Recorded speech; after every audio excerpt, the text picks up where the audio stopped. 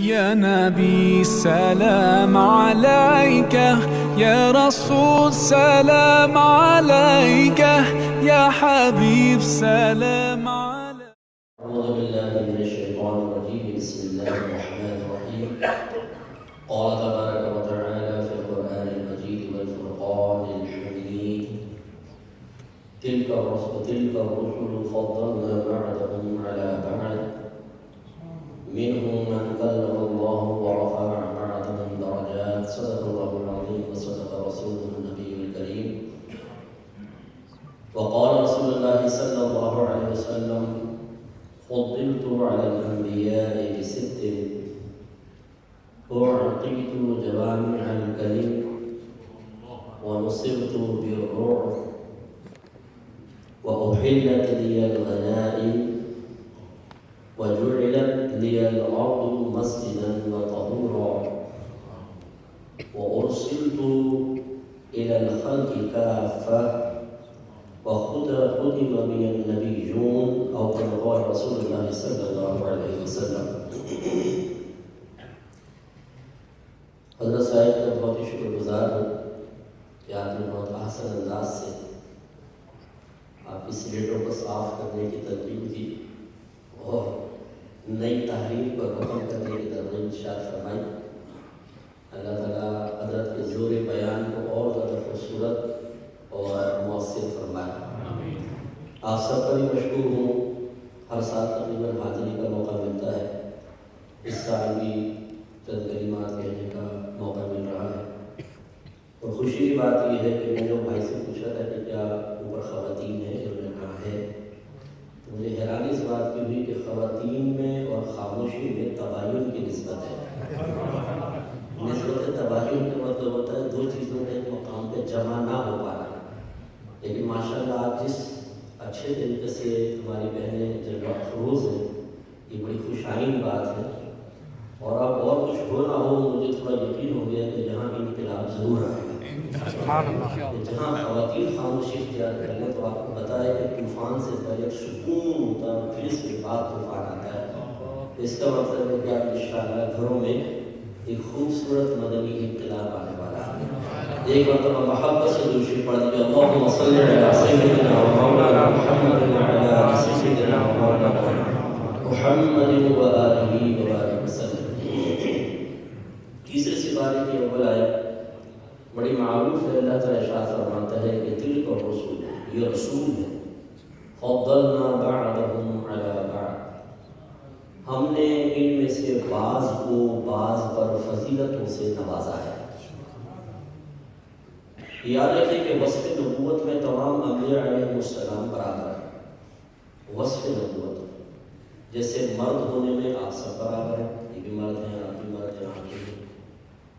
لیکن پھر جو کمالات، انعامات اللہ تبارک و تعالیٰ کی طرف سے دیے گئی نوازشیں، اس کے اعتبار سے انسان ایک دوسرے سے افضل ہو سکتے ہیں. اسی طریقے سے نبی کریم صلی اللہ علیہ وسلم اور دیگر انبیاء علیہ السلام کا معاملہ ہے کہ ہمارا ایمان ہے کہ وصف نبوت میں تمام نبی برابر ہیں، لیکن فضائل و کمالات و برکات اور اللہ تبارک و تعالیٰ کی بارگاہ میں درجہ قرب رکھنے کے اعتبار سے ہمارے نبی کریم صلی اللہ علیہ وسلم کا مقام و مرتبہ دیگر انبیاء علیہ السلام سے زیادہ ہے. لہذا اسی کی طرف مزید اشارہ کرتے ہوئے اللہ تعالیٰ نے ارشاد فرمایا کہ منہم من کلم اللہ ورفع بعضهم درجات، ان میں سے بعض وہ ہیں کہ جن سے اللہ تبارک و تعالیٰ نے کلام فرمایا ہے، انہیں ہم کلامی کا شرف عطا فرمایا ہے. اور بعض ایسے ہیں جنہیں کئی درجات، درجوں بلندی عطا فرمائی ہے. اب انبیاء علیہ السلام ایک گروہ ہے، اور گروہ میں سے اگر کسی ایک شخص کا ذکر کیا جائے، اس کے کسی کمال کو ذکر کیا جائے، لیکن نشاندہی نہ کی جائے کہ وہ کون سا فرد ہے، تو اصول یاد رکھیے گا کہ پھر فرد کامل مراد ہوتا ہے. پھر فرد کامل. تو جب اللہ تعالیٰ نے فرمایا کہ بعض ایسے ہیں جن سے اللہ نے کلام فرمایا، اور بعض ایسے ہیں جن کے بہت درجات بلند فرمائے، اب وہ بعض کون ہیں؟ وہ کون سے نبی ہیں جن کے بہت درجے بلند فرمائے، ذکر نہیں فرمایا، خاص پرٹیکولر ان کا تذکرہ نہیں کیا. تو جب مطلقاً ذکر کیا جاتا ہے کسی گروپ کے شخص کو اس کی فضیلت اور کمال کا ذکر کیا جاتا ہے تو جو سب سے باکمال فرد ہوتا ہے وہی مراد ہوتا ہے. اور انبیاء علیہ السلام میں سب سے باکمال ذات ہمارے نبی کریم صلی اللہ علیہ وسلم. سرکار سفر معراج پر تشریف لے گئے. جب آپ سدرۃ المنتہا پر پہنچے تو حضرت جبرائیل علیہ السلام چونکہ ساتھ ساتھ تھے. آپ نے اگر یہ حدیث معراج سنی ہو، جب پہلا آسمان آیا جبریل امین نے دروازہ بجایا تو فرشتے نے پوچھا کون ہے؟ کہا جبرائیل. کہا آپ کے ساتھ کون ہے؟ کہا کہ محمد. پوچھا کہ آپ بلائے گئے ہیں؟ کہا کہ ہاں بلائے گئے ہیں. یہ ایک رسمی کارروائی تھی قانونی کہ ان کو چند سوالات دیتے رہے تھے فرشتوں کو کہ آپ یہ پوچھتے ہی ہیں، ورنہ نبی کریم صلی اللہ علیہ وسلم کی آمد سے وہ ناواقف نہیں تھے، کیونکہ سرکار کے لیے تو کائنات سجائی جا رہی تھی، جنتیں سجائی گئی تھی. ایک فرشتہ جانتا تھا کہ آج نبی کریم صلی اللہ علیہ وسلم کی آسمانوں پہ زیارت کرنے کا وقت آ گیا ہے. ایک رسمی قانونی کارروائی تھی. پھر اسی طرح دوسرے آسمان پہ، تیسرا، ساتویں آسمان تک یہی سوالات کا سلسلہ رہا. انبیاء علیہ السلام نظر آئے تو سرکار نے پوچھا یہ کون ہے؟ جبریل امین بتاتے گئے، تعارف کروایا گیا باقاعدہ. کچھ عذابات دکھائے گئے، وہ جبریل امین نے اس کو تعارف کروایا. اتنے حصے کو پڑھنے کے بعد بعض کے قلوب میں شکوک و شبہات پیدا ہوئے اور انہوں نے اس نتیجے کو مرتب کیا کہ جبریل امین کا علم نبی کریم صلی اللہ علیہ وسلم کے علم سے زیادہ ہے. کیونکہ دیکھیں آپ تعارف کروا رہے ہیں، سرکار کو بتا رہے ہیں، لیکن جب سدرۃ المنتہا پر پہنچے، سدرۃ المنتہا وہ مقام ہے کہ جہاں پر ہر چیز کی انتہا ہو جاتی ہے. سدرہ ایک درخت ہے اور منتہا اس مقام کو کہتے ہیں جس سے آگے کوئی نہ پڑھ سکے. وہاں پر جب پہنچے تو میرے آقا صلی اللہ علیہ وسلم ہے، وہی جبرائیل ہے جن کو کہا جا رہا ہے کہ ان کا علم نبی کریم صلی اللہ علیہ وسلم کے علم سے زیادہ ہے. وہ جبرائیل اظہار عاجزی کرتے ہوئے کہتے ہیں کہ یا رسول اللہ اب اگر ایک قدم بھی آگے بڑھاؤں گا تو جل کر ہلاک ہو جاؤں گا، کیونکہ اب تجلیات کا وہ دور شروع ہونے والا ہے کہ مجھ جیسی نوری مخلوق بھی اس تجلی کو برداشت نہیں کر سکتی. جواب میں میرے آقا صلی اللہ علیہ وسلم نے یہ نہیں فرمایا کہ جبرائیل جب تم نہیں جانتے تو تم تو ہی مجھے رستہ دکھاتے آئے ہو تو میں کیا جانوں گا، اور جب نوری مخلوق جل کر ہلاک ہو جائے گی تو بشر بدرجہ والا ہلاک ہو جائے گا. نہیں، بلکہ میرے آقا صلی اللہ علیہ وسلم نے فرمایا کہ جبرائیل اگر آپ کی کوئی حاجت ہے تو مجھے بتائیں، میں اللہ کی بارگاہ میں پیش کر دیتا ہوں. اللہ اکبر. سیدی مرشدی یا نبی یا نبی آمد مصطفیٰ. گویا کہ نبی کریم صلی اللہ علیہ وسلم نے اس میں کئی اشارے دے دیے. پہلی بات تو یہ کہ جبرائیل یہاں تک اگر آپ آئے ہیں تو یہ آپ نے رستہ دکھایا نہیں ہے، بلکہ ہم نے آپ کو یہ سعادت عطا فرمائی ہے کہ آپ تعارف وغیرہ کرواتے رہے، کیونکہ اب وہ مقام آ گیا ہے جہاں سے آپ بھی آگے نہیں گئے ہیں. تو ہم اس مقام پر جائیں گے اور اس مقام پہ اس طرح آگے بڑھتے چلے جائیں گے جیسے کہ ان پرخار وادیوں اور ان تجلی بھرے میدانوں اور ایک عجیب و غریب ایسی دنیا جہاں تک کوئی بھی نہیں پہنچا، اس کے ہر ہر راستے سے ہم واقف ہیں. اور پھر دوسرا، اور یہی ہمارے بیان سے ریلیٹڈ چیز بھی ہے کہ میرے آقا صلی اللہ علیہ وسلم پوچھ رہے ہیں کہ جبرائیل ذرا یہ بتاؤ کہ حاجت ہے تو ہمیں ذکر کر تو اللہ کی بارگاہ میں پیش کر دیتے ہیں. جب نمرود نے حضرت ابراہیم علیہ السلام جو اللہ کی خلیل ہے انہیں آگ میں پھینکنا چاہا تو یہی جبرائیل تھے جو ان کے پاس آئے تھے اور آ کر کہا تھا کہ اے خلیل، اے اللہ کے دوست، اگر آپ کی کوئی حاجت ہے مجھے بتائیں، میں اللہ کی بارگاہ میں پیش کر رہا ہوں.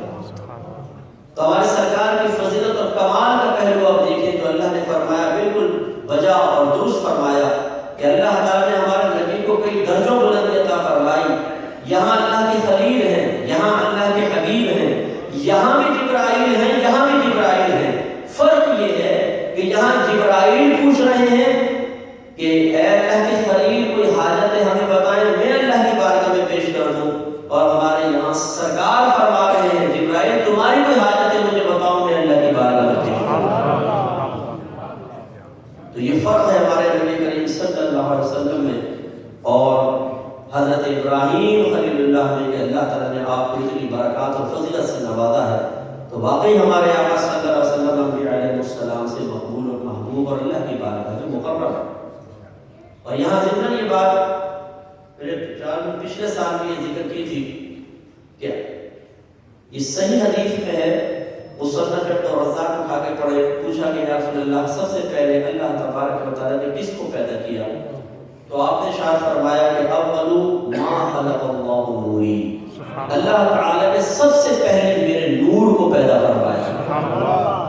اگر ہمارے نبی اپنے آپ کو یہ بیان نہ فرماتے کہ میری اصل نور ہے تو خالی جوش عقیدت میں مبتلا ہو کر ہم کبھی بھی نبی کریم صلی اللہ علیہ وسلم کے لیے نورانیت کا دعویٰ نہیں کر سکتے۔ تو اولاً اللہ نے اپنے حبیب کے نور کو پیدا فرمایا اور پھر یہ نور لباس بشریت میں دنیا میں تشریف لایا ہے۔ جب بشریت کا غلبہ ہوا، سرکار نے کھایا بھی ہے، پیا بھی ہے، چوٹ بھی لگی ہے، خون بھی باہر تشریف لایا ہے، آپ نے شادی بھی فرمائی ہے اور آپ نے سوئی بھی ہے، آرام بھی کیا ہے، کھایا پیا، سب کچھ معاملہ ہوا۔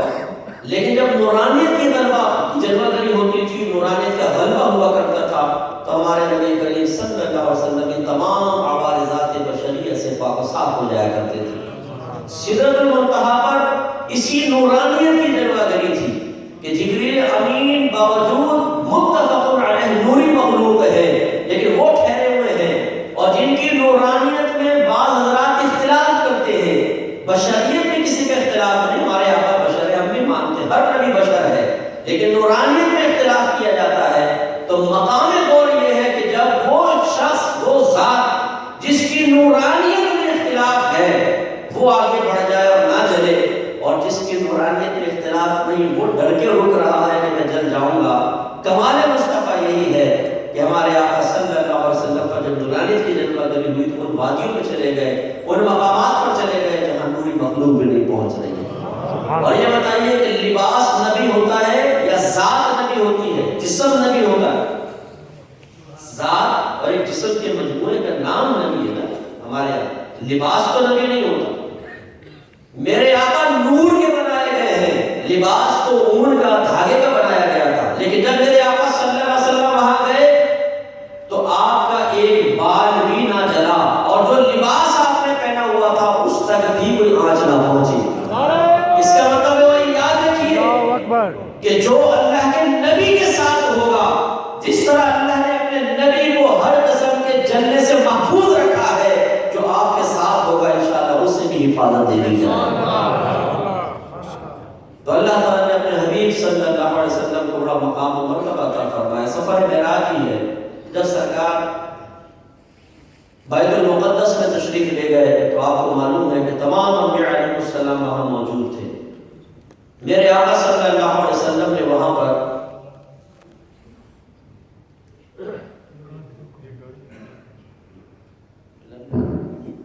صلی اللہ علیہ وسلم مسجد الحرام سے مسجد اقصی تک پہنچے ہیں تو سرکار نے امامت فرمائی۔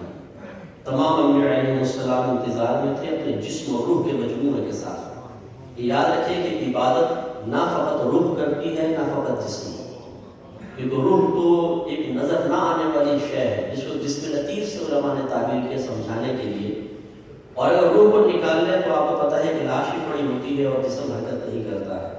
روح اور جسم کا مجموعہ ہوتا ہے تو پھر عبادت ہوتی ہے۔ گویا کہ جب میرے آقا صلی اللہ علیہ وسلم تشریف لے گئے، وہاں پر پہنچے تو آپ سے پہلے تمام انبیاء علیہ السلام روح اور جسم کے مجموعے کے ساتھ موجود تھے، اور باقاعدہ کوئی امام مقرر نہیں تھا۔ قاعدہ شرعیہ یہی ہے کہ جب کوئی امام مقرر نہیں ہوتا تو جو ان میں سب سے زیادہ فضیلت و کمال والا ہوتا ہے امامت کا حقدار اسی کو بنایا جاتا ہے کہ وہی حقدار ہے۔ اس تمام انبیاء علیہ السلام پیچھے کھڑے ہیں اور میرے آقا صلی اللہ علیہ وسلم نے امامت فرمائی، جس سے معلوم ہوا کہ میرے آقا صلی اللہ علیہ وسلم تمام نبیوں سے افضل و اعلیٰ ہے۔ اور یہ آپ سب کے لیے خوشخبری ہے، ہمارے لیے مقام تشکر ہے، ہمیں اظہار تشکر کرنا چاہیے کہ اللہ تعالیٰ نے ہمیں اپنے سب سے حبیب نبی کی امت میں پیدا فرمایا۔ بہت بڑا انعام ہے، میں آپ کو اکثر یہ عرض کرتا ہوں کہ اس کا جتنا شکر ادا کیا جائے کم۔ ہماری آنکھ کھلی ہے تو پتہ چلا کہ ہم سرکار صلی اللہ علیہ وسلم کی امت میں پیدا کیے سب سے افضل نبی. اور ہم نے طلب نہیں کیا تھا کہ ہمارا ذاتی کمال نہیں، اللہ تعالیٰ نے ہمیں اپنے حبیب کی امت میں پیدا فرما کے سب سے افضل امت بھی بنا دیا. اب بلا مبالغہ آپ نے اللہ کی قسم کھا کر کہہ سکتے ہیں کہ پچھلے نبی بھی آئے، ہمارے نبی بھی آئے، لیکن ہمارے نبی پچھلے تمام نبیوں سے افضل. اور یہ بھی آپ قسم کھا کر کہہ سکتے ہیں کہ پچھلی امتیں بھی تھی اور یہ بھی ایک امت ہے، اور ہم لوگ پچھلے تمام امتوں سے افضل ہیں. انشاءاللہ جنت میں سب سے پہلے ہم داخل ہوں گے اپنی پچھلی امت میں. اور مسلم کی جو میں نے حدیث عرض کی، اسی پر میں انشاءاللہ کلام کر کے اپنے بیان کو اختتام کی طرف لاؤں گا. میرے آقا صلی اللہ علیہ وسلم نے ارشاد فرمایا کہ فضلت علی الانبیاء بست. اللہ تبارک و تعالیٰ نے مجھے تمام انبیاء علیہ السلام پر 6 چیزوں کی وجہ سے فضیلت عطا فرمائی. سرکار کا صحیح کلام ہے کہ میں سب سے افضل ہوں. اللہ تبارک و تعالیٰ نے اور بے شمار چیزیں بھی ہیں، لیکن اس حدیث میں ایک ساتھ میرے آقا صلی اللہ علیہ وسلم نے 6 چیزوں کا تذکرہ فرمایا کہ اللہ تعالیٰ نے مجھے 6 چیزوں کے سبب تمام نبیوں پر فضیلت عطا فرمائی. ان میں سے پہلا عطا فرمایا کہ اعطیت جوامع الکلم. اللہ تبارک و تعالیٰ نے مجھے جوامع الکلم سے نوازا ہے. جوامع الکلم کا مطلب ہوتا ہے ایسا کلام جو مقدار کے اعتبار سے بہت مختصر سا ہو لیکن مفہوم کے اعتبار سے بہت بڑا ہو. تو ہمارے آقا صلی اللہ علیہ وسلم کی اکثر یہ عادت مبارکہ تھی، کلام بالکل مختصر سا کرتے تھے، لیکن اس کی شرح لکھنے بیٹھ جائیں تو پوری کتابیں آپ مرتب کر سکتے ہیں. مثال کے طور پر اسے معروف انما الاعمال بالنیات. سرکار نے ارشاد فرمایا اعمال کا دار و مدار نیتوں پر ہے. ابھی کتنی مختصر سی حدیث، لیکن اس کے مفہوم دیکھ لیں کہ اگر آپ کوئی عبادت اختیار کرتے ہیں تو نیتیں 2 کام کرتی ہیں. ایک تو نیت ایسی ہوتی ہے کہ وہ نہ کریں تو عبادت کا وجود ہی نہیں ہوگا، جیسے نماز کی اگر آپ نیت نہ کریں تو وجود ہی نہیں ہوگا. اور بعض عبادات ایسی ہیں کہ نیت کے بغیر عبادت کا وجود تو ہو جاتا ہے لیکن اجر و ثواب نہیں ملتا، جیسے وضو اور غسل. کیونکہ اس کی وجہ یہ ہے کہ ہم جب پانی یوز کرتے ہیں تو پانی بالذات مطہر ہے. بالذات مطہر کا مطلب کہ وہ از خود پاک کرنے والا ہے، چاہے آپ نیت کریں یا نہ کریں. وَأَنزَلْنَا مِنَ السَّمَاءِ مَاءً طَهُورًا. اللہ تعالیٰ فرماتا ہے کہ ہم نے آسمان سے پاک کرنے والا پانی نازل فرمایا. تو گویا کہ پانی کا وصف ہے پاک کرنا. آپ نیت کریں نہ کریں، جیسے آگ کا وصف ہے جلانا. تو اگر کوئی کہے میں جلنے کی نیت سے ہاتھ نہیں ڈال رہا ہوں، ویسے ڈال رہا ہوں، ہاتھ ڈال دے تو آگ اس کو جلائے گی کیونکہ اس کا وصف ہے جلانا. ایسے ہی پانی کا معاملہ ہوتا ہے. جب ہم نہاتے ہیں، غسل کرتے ہیں، نیت نہ بھی کریں پانی پورے جسم پہ بہہ جائے گا، جنابت دھل جائے گی. آپ وضو کر لیں، نیت نہ کریں، وضو ہو جائے گا. لیکن یہاں پر ثواب کے لیے نیت ضروری ہے. اسی لیے اس قسم کے مواقع پہ ہمارے علماء احناف نے فرمایا کہ انما الاعمال بالنیات کا مطلب ہے انما ثواب الاعمال بالنیات، کہ بے شک اعمال پر ثواب کا دار و مدار نیتوں پر ہے. ایسے میرے آقا صلی اللہ علیہ وسلم نے ارشاد فرمایا خیر الکلام ما قل و دل. سب سے کلام میں سب سے بہتر وہ ہے جو مقدار کے اعتبار سے مختصر اور اپنے مقصود پر دلالت کے اعتبار سے بہت ہی بہترین. کلام و دل مقصود پر دلالت کرنے والا. ایک روایت میں آیا کہ من صمت نجا، جو وہ چپ رہا اس نے نجات پائی. دیکھیں کتنے مختصر باتیں ہیں، لیکن اگر آپ اس پر غور کریں جو چپ رہا اس نے نجات پائی. اکثر ہماری زبان کی وجہ سے ہی آفات آتی ہیں، رشتہ داریاں ختم ہو جاتی ہیں، ہم علماء کی شان میں بے ادبی کر بیٹھتے ہیں. جیسے آج کل سوشل میڈیا اگر جو اس میں کلام نہیں تو لیکن ہاتھ کو انگلیوں کو کلام کے قائم مقام بنی ہوئی ہیں. آج کل جس کا دل چاہتا ہے، جو چاہتا ہے، جس کو استنجا بھی نہیں کرنا آتا وہ بھی بیٹھ کر علماء کو چیلنج کر رہا ہے کہ آؤ ہم سے مقابلہ کر لو. گالیاں بک رہے ہیں، علماء کو برا بھلا کہہ رہے ہیں. اور ایسے نادان لوگ بھی یہاں شاید بیٹھے ہوں. میں آپ کی سنا دیتا ہوں. میرے آقا نعمت امام سنت مجدد دین و ملت شاہ احمد خان علیہ رحمت الرحمن فرماتے ہیں کہ بے علم کو دین کا دفاع کرنا سخت حرام ہے. فتح پر زمین موجود ہے. کیونکہ وہ بے علم شخص دین کا دفاع نہیں کرے گا، ان کا بھیڑا بھرا کرے گا. جیسے کہ ہمارے بعد جوشیل نوجوان دوسروں کے اکابرین کو ماں بہن کی گالیاں بکتے ہیں، گندی گندی گالیاں، اور جواب میں وہ ہمارے اکابرین کی عزت اتارتے ہیں۔ میرے آقا صلی اللہ علیہ وسلم نے ایک دفعہ صحابہ کرام سے ارشاد فرمایا کہ تم میں سے کوئی بھی اپنے ماں باپ کو گالی نہ بکے۔ تو صحابہ بڑے متعجب ہوئے، عرض کیا رسول اللہ صلی اللہ علیہ وسلم یہ کیسے ہو سکتا ہے کہ کوئی اپنے ماں باپ کو گالی بکے؟ سرکار نے ارشاد فرمایا جب تم کسی کے ماں باپ کو گالی بکتے ہو تو وہ تمہارے ماں باپ کو گالی بکتا ہے۔ گویا کہ سرکار نے سمجھایا کہ اگر تم کسی کے ماں باپ کو گالی بکو گے اور تمہارے گالی بکنے کی وجہ سے وہ جواب میں تمہارے ماں باپ کو گالی بکے گا تو گویا کہ تم خود اپنے ماں باپ کو گالی دینے والے ہو۔ اس لیے اگر کوئی ایسے نوجوان جو شیر پسند کے بیٹھے ہوں گے جی ہم تو مسلک کا دفاع کرتے ہیں، ہم تو سامنے والے کی ماں بہن ایک کر دیتے ہیں، مدر سسٹر سب اکول ہو جاتی ہیں، لیکن بھائی یہ کوئی کمال نہیں ہے، کیونکہ جواب میں وہ پھر آپ کو گالیاں دیتے ہیں، وہ آپ کے قابلین کو برا بھلا کہتے ہیں، اور ہمارے پاس معلومات زیادہ ہوتی نہیں ہے، ہم الٹی سیدھی معلومات کے ذریعے ان کو قائم کرنے کی کوشش کرتے ہیں۔ اور میں نے یہ دیکھا ہے کہ بعض اوقات اگر ایک شخص پیار محبت کی زبان استعمال کی جائے تو شاید وہ دین کی طرف آ جائے، ہم اسے گندی گندی گالیاں بک کر اور مخالفین کی طرف جانے پر مجبور کر دیتے ہیں۔ یہ غلط طریقہ کار ہے، تو اس لیے سرکار نے صحیح فرمایا من صامت نجات، جو پڑھا اس نے نجات پائی۔ ایک صحابی سرکار کی بارگاہ میں حاضر ہوئے، یا رسول اللہ مجھے کوئی نصیحت کیجیے۔ آپ نے فرمایا کہ غصے میں نہ آؤ۔ عرض کی مجھے کوئی اور نصیحت کیجیے، فرمایا کہ غصے میں نہ آؤ۔ پھر پوچھا کہ اور نصیحت کیجیے، فرمایا کہ غصے میں نہ آؤ۔ صحابہ کہتے ہیں جب بھی پوچھتے رہے سرکار ہر بار یہ فرماتے رہے تو غصے میں نہ آؤ۔ اب تم غصے میں نہ آؤ، کتنا مختصر سا کلام ہے، لیکن اس میں سرکار نے بہت زیادہ ایک بڑا پیغام پوشیدہ فرمایا۔ یہ غصہ ہی وہ چیز ہے کہ جو بڑوں کے ساتھ بدتمیزی پر مجبور کر دیتا ہے۔ بہت سے شاید ایسے نوجوان بیٹھے ہوں گے جو غصیلے ہوں تو غصے میں اپنے ماں باپ سے بدتمیزیاں کر بیٹھتے ہیں، سب جملے کہہ بیٹھتے ہیں، خصوصاً جب ماں باپ بوڑھے ہو جائیں، خصوصاً جب کمانے کے قابل نہ رہے اور ہم اپنے چند ٹکے ان کے ہاتھ پر رکھ کر یہ سمجھے کہ شاید ہم نے ان کے احسانات کا بدلہ اتار دیا ہے، تو پھر بات بات پہ خود بخود غصہ آنا شروع ہو جاتا ہے اور ہماری زبان چلتی ہے اور ہم اپنی آخرت کی بربادی کا سامان کرتے ہیں۔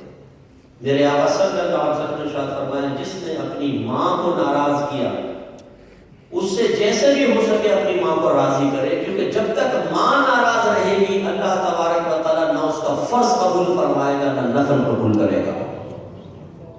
اور کوئی بھی پیار میں اور محبت میں ماں کی نافرمانی نہیں کرتا، غصے کے اندر بیوی کی فیور کر کے ماں کی نافرمانی ہوتی ہے۔ ایسے ہم غصے کے بعد بہت ظلم کر بیٹھتے ہیں، دوسرے کو مار دیتے ہیں، جیسے میاں بیوی کے معاملات ہوتے ہیں، غصہ آتا ہے تو شوہر بیوی کو مار دیتا ہے، اسے اس کی عورت ہونے کا احساس دلاتا ہے، حقارت کا احساس دلاتا ہے۔ اسی طریقے سے بعض اوقات ہماری بہنیں تشریف فرما ہے جو کہ یہاں پر قانونی طور پر پروٹیکشن حاصل ہے، ایک فون پر شوہر بدل کروانا پاسبل ہے، تو ہماری بہنیں بھی بعض اوقات ایسا ہوتا ہے کہ غصے میں آ کے شوہر کے ساتھ بدتمیزیاں کرتی ہیں اور بہت الٹی سیدھی باتیں کرتی ہیں۔ یہ بھی یقین یاد رکھے کہ گناہ کبیرہ ہے، بہت بڑا گناہ کبیرہ ہے۔ میرے آقا صلی اللہ علیہ وسلم نے ارشاد فرمایا کہ جس کا شوہر اس سے ناراض ہو، عورت کو چاہیے کہ اس کو فوراً راضی کرے، ورنہ اس پر فرشتے لعنت کرتے ہیں۔ کسی نے پوچھا رسول اللہ اگرچہ شوہر ظالم ہو، فرمایا اگرچہ ظالم اس کا ظلم اللہ تعالیٰ اس کو پکڑے گا، غریب فرمائے گا، لیکن بیوی کو یہ حق حاصل نہیں ہے کہ وہ شوہر کے غریبان پہ ہاتھ ڈال دے، اس کے ساتھ بدتمیزیاں کرے۔ لیکن جن بچیوں کی گھر میں تربیت نہیں ہوتی، جن کی ماں نے یہ ان کو ایک طرز عمل کر کے دکھایا ہوتا ہے کہ وہ اپنے شوہر کے ساتھ بدتمیزیاں کر رہی ہوتی ہیں، زبان چلا رہی ہوتی ہیں، تو بچیاں اس چیز کو اڈاپٹ کر لیتی ہیں، پھر جب وہ بیویاں بنتی ہیں تو وہ بھی اپنے شوہر کے ساتھ اسی طرح کا رویہ رکھتی ہیں۔ تو یہ غصہ کس قدر خطرناک ہے کہ انسان کو تباہ و برباد کر دیتا ہے۔ اسی غصے میں مبتلا ہو کر بعض اوقات انسان کی زبان سے کلمہ کفر نکلتے ہیں۔ آپ کسی کو پیار محبت سے سمجھاتے ہیں دیکھو ایسا نہ کرو، غصے میں آ جاتا ہے کرو ایسا، آپ اگر ڈرائیں کہ یار دیکھو اس میں عذاب قبر ہے، جہنم ہوتا ہے، میں نہیں ڈرتا ہوں اللہ کے عذاب سے۔ یہ اچھی طرح یاد رکھیں جس نے اللہ تعالیٰ کے عذاب سے صراحتاً بے خوفی کا اظہار کیا تو یہ کلمہ کفر ہے، یاد رکھیں۔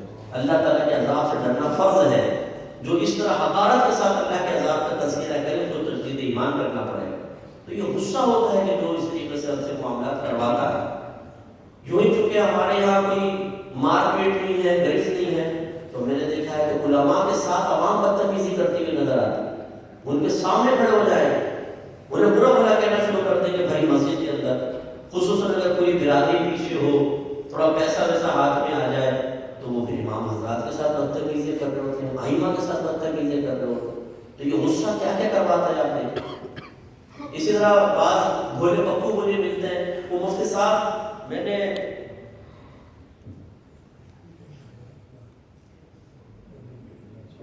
X826 MUP ہے، بہرحال مسئلہ یہ ہے کہ بہت سے ایسے ہمیں بھولے بھالے شوہر ملتے ہیں، کہتے ہیں مفتی صاحب بس غصہ آیا کہ ان کو طلاق دے دی، یہ طلاق ہوئی؟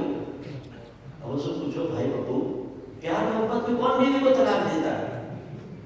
اور ہم نے دیکھا اسی غصے میں گھر تباہ ہو جاتے ہیں، چھوٹے چھوٹے بچے ہوتے ہیں اور پھر وہ ہیلے بہانے ڈھونڈتے ہیں جن کو ساری زندگی غلط کہتے رہے، برا بھلا کہتے رہے۔ جب 3 طلاق کا مسئلہ آتا ہے تو بے دینی کے آستانے میں پہنچ جاتے ہیں کہ جی کچھ رعایت کا مسئلہ مل جائے گا، وہ پہلے ہی قلم سنبھال کے بیٹھا ہو، یہ 3 ایک ہوتی ہیں، ایک وقت کی فکر مت کرے، جاؤ حرام کو حلال کر لو اپنے لیے، اور فوراً خوشی خوشی وہ مسئلہ سیکھ کر آ کر ایک حرام بھری زندگی گزارنا شروع کر دیتے ہیں۔ تو جس نے غصے کو اپنے قابو میں نہیں کیا، خصوصاً اگر کوئی ماں باپ ایسے بیٹھے ہیں تو یاد رکھیں اپنے ہاتھوں سے اپنی اولاد کو تباہ کر رہے ہیں۔ اسی غصے میں ماں باپ کا قتل ہو جاتا ہے، اسی غصے میں انسان اپنے آپ کو نقصان پہنچاتا ہے۔ تو ہمارے سرکار نے واقعی مختصر کلام میں بہت بڑے بڑے پیغام سرکار نے دیے، اس کو سمجھنا چاہیے۔ دوسرا سرکار نے فرمایا نصرت بالرعب، اللہ تبارک و تعالی نے رعب اور دبدبے سے میری مدد فرمائی ہے۔ اور ایک روایت میں ہے کہ مسیرت شہر، اللہ تبارک و تعالی نے مجھے 1 مہینے کے فاصلے سے رعب سے نوازا ہے۔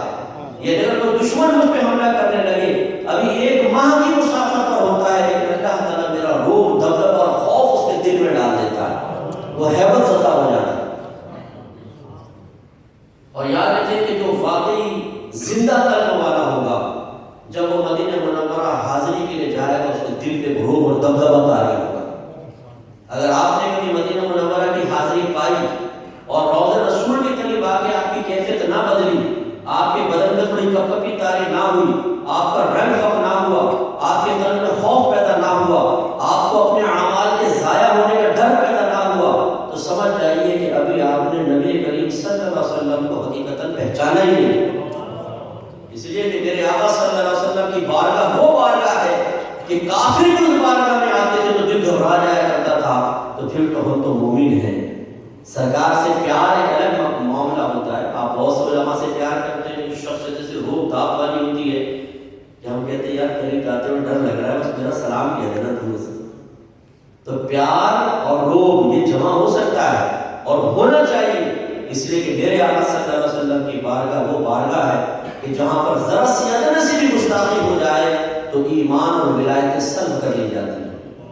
میں نے ایک روایت پڑھی تھی، ایک بزرگ نے اپنی کتاب میں لکھی ہے، اور غالباً میں نے شیخ العلماء میں شیخ عبداللہ محمد سے دہلوی رحمۃ اللہ علیہ کی بحث میں نے یہ دیکھی کہ ایک شخص تھے جن کو درجہ ولایت حاصل ہو گیا تھا، وہ مدینہ منورہ میں گئے اور ان کی زبان سے نادانستہ طور پہ یہ لفظ نکل گئے کہ جب انہوں نے دہی کھائی تو کہی کہ مدینے کی دہی کھٹی ہے، تو اللہ تبارک و تعالیٰ نے ان کی ولایت کو سلب فرما لیا تھا۔ صرف دہی کو کھٹا کہنے پر ذرا حقارت سے کہہ دیا تھا، وہ ایسی بار بار ایسا مقام۔ تو میں یہ خواص کے لیے بات کر رہا ہوں، عوام تو عوام میں آپ تو ماشاءاللہ عاشق رسول ہیں نا، محبت رکھنے والے ہیں، یاد رکھیے کہ روب اور دبدبہ قلب پر طاری ہونا چاہیے۔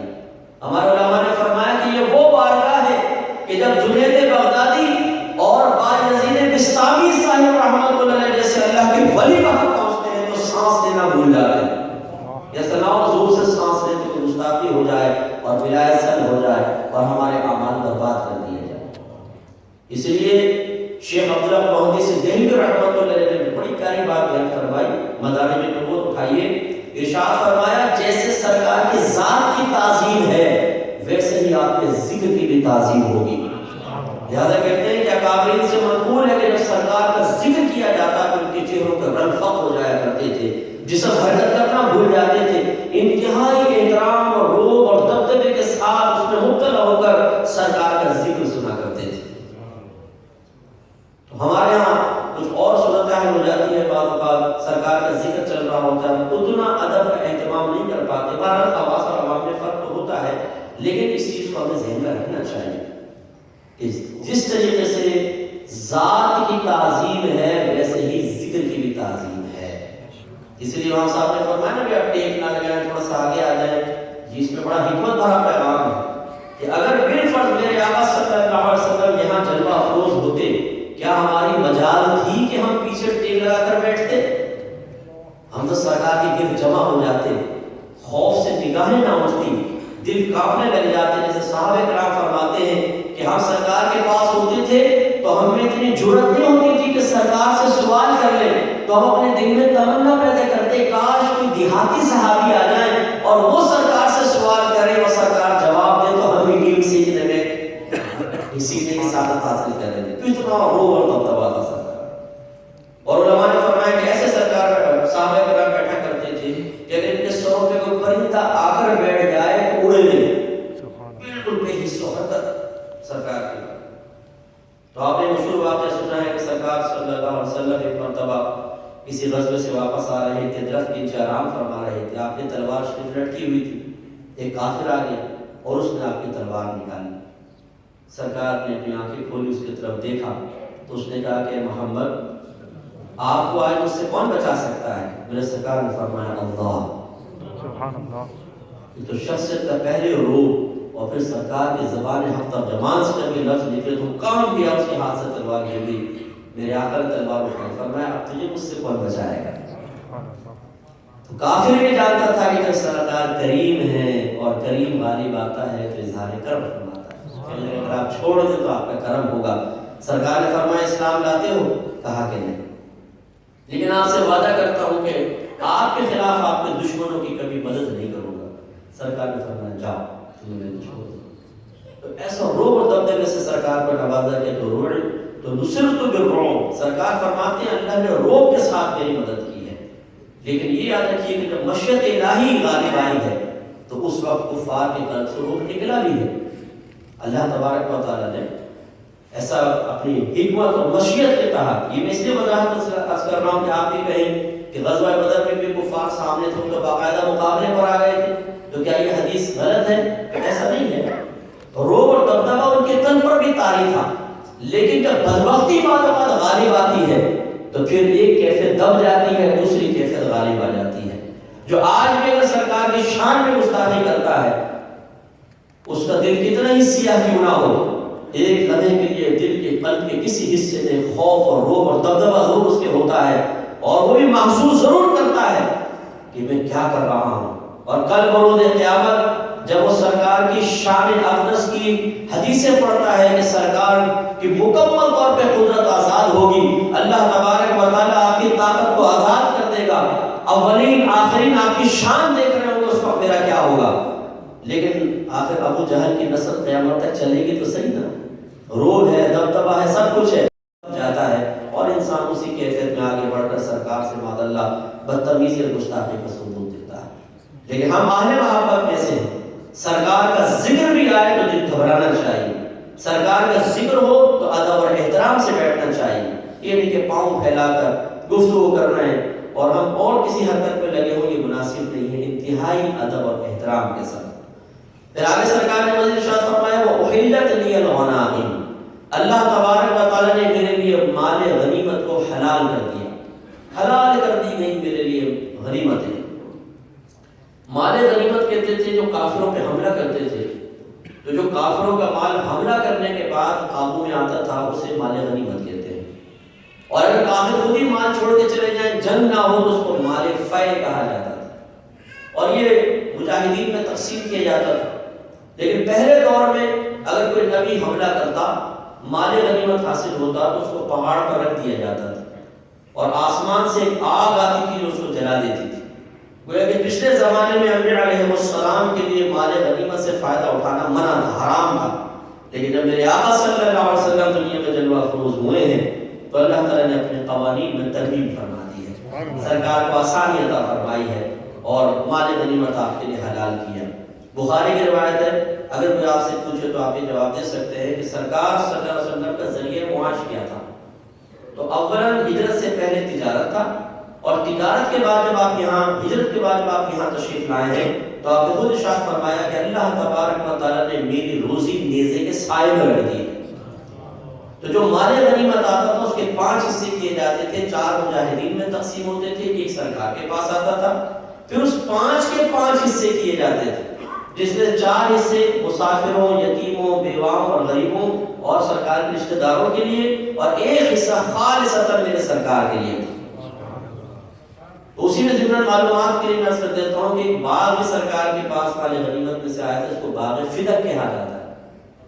جب سرکار کا وصال ظاہری ہوا ہے تو بی بی فاطمہ رضی اللہ تعالیٰ عنہ سیدنا صدیق اکبر رضی اللہ تعالیٰ عنہ کے پاس آئی کہ یہ باغ میرے والد صاحب کی ملکیت تھا، اب یہ مجھے دیا جائے کیونکہ ہم وارث ہیں. تو حضرت ابوبکر صدیق رضی اللہ تعالیٰ عنہ نے ارشاد فرمایا کہ مجھے میرے نبی کریم صلی اللہ علیہ وسلم نے ارشاد فرمایا تھا کہ نبیوں کی میراث تقسیم نہیں ہوتی ہے، تو جتنا حصہ قربا ہونے کے اعتبار سے، قریبی رشتہ دار ہونے کے اعتبار سے آپ کو پہلے ملتا تھا، میں اتنا آپ کو دیتا رہا. اس پر وقتی طور پر بی بی فاطمہ رضی اللہ تعالیٰ عنہ ناراض ہو کر چلی گئی تھی. پھر بعد میں صدیق اکبر رضی اللہ تعالیٰ عنہ خود تشریف لے گئے اور وہ بات سمجھ گئی اور یہ معاملہ ہو گیا تھا، صحیح ہو گیا تھا.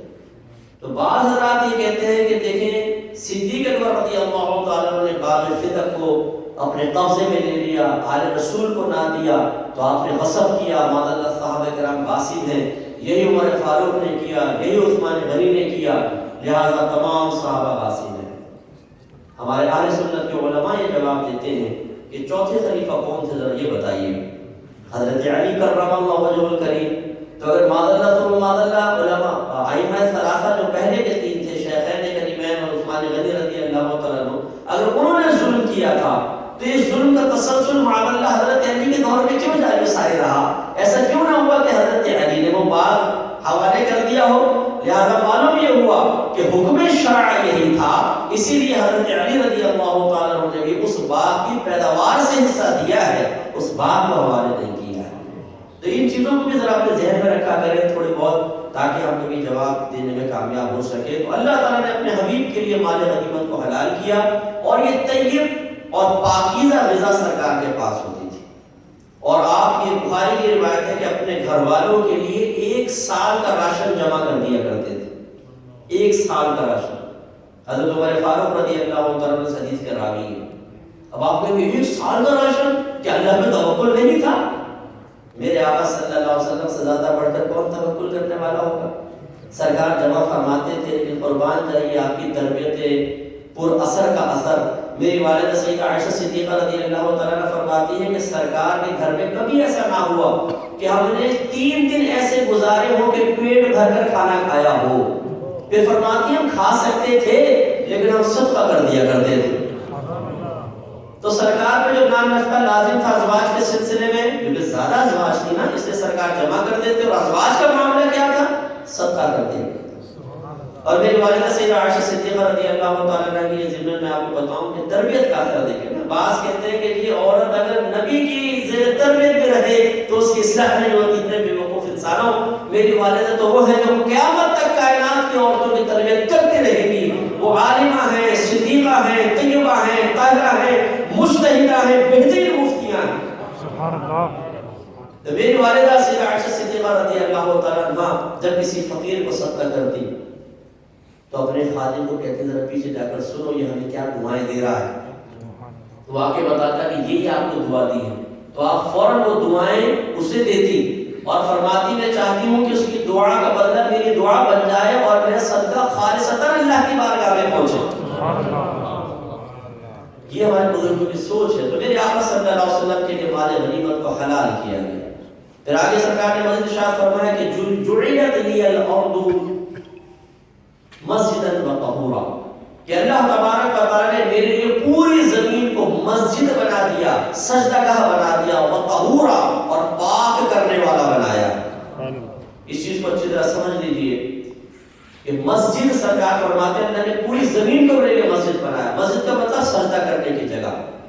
پہلی امتوں کے لیے سختی یہ تھی بشمول انبیاء علیہ السلام کی وہ مخصوص عبادت گاہوں میں جا کر ہی عبادت کیا کرتے تھے.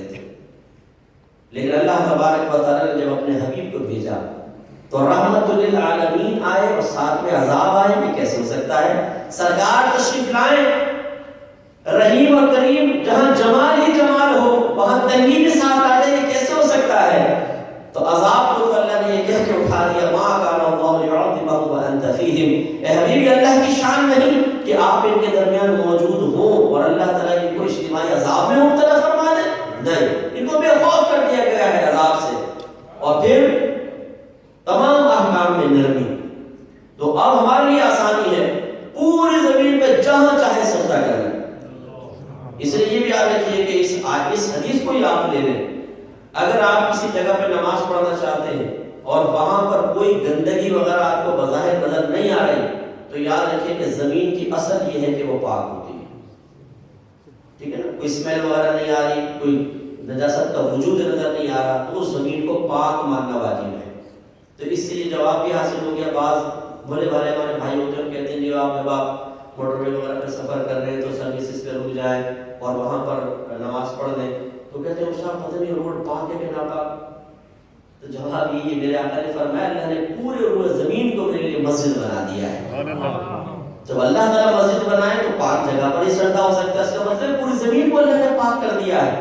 ناپاک وہی ہوگی جس پر اپنی آنکھوں سے آپ نجاست گرتے ہوئے دیکھ لیں، یا کوئی انتہائی نیک پرہیزگار متقی شخص جس کو شرعی اصطلاح میں عادل کہتے ہیں وہ آپ کو بتائے کہ یہ جگہ میں نے ناپاکی گرتے ہوئے دیکھی تھی، ناپاک ہے، آپ اس میں نماز نہ پڑھیں، تو وہ ایک الگ بات ہے، ورنہ تمام پورے زمین پاک، آپ اس میں پاک نماز پڑھ سکتے ہیں۔ اور سرکار نے فرمایا وہ طہورا، اور اللہ تعالیٰ نے پورے روئے زمین کو میرے لیے پاک کرنے والا بنا دیا ہے، پاک کرنے والا بنا دیا۔ طہور کا مطلب ہوتا ہے جو بار بار پاک کرے۔ تو گویا کہ سرکار اشارہ فرما رہے اس طرف کہ پانی مل جائے تو سب سے بہتر ہے کہ وہ اصل ہے، لیکن اگر پانی نہ ملے تو اللہ نے میرے لیے زمین کو طہور بنا دیا ہے، آپ مٹی سے بھی تیمم کر سکتے ہیں۔